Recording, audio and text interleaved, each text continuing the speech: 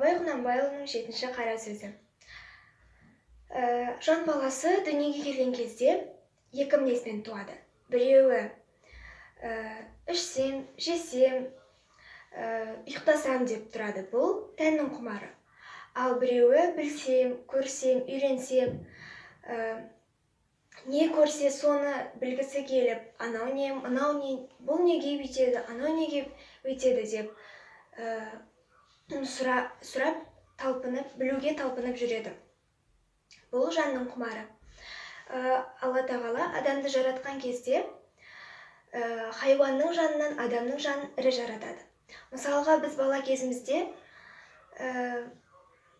барлық көрген затымызды не екенін білгіміз келіп тұрады, яғни бәрін сұрап жүреміз. Ал ер жеткен кезде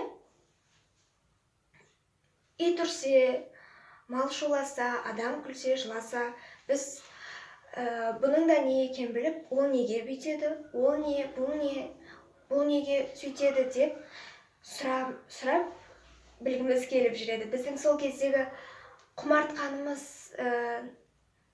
қызыққанымыз соншалықты, біз тәннің құмарын, яғни ұйқы, тамақ дегенді мүлде ұмытып кететін едік.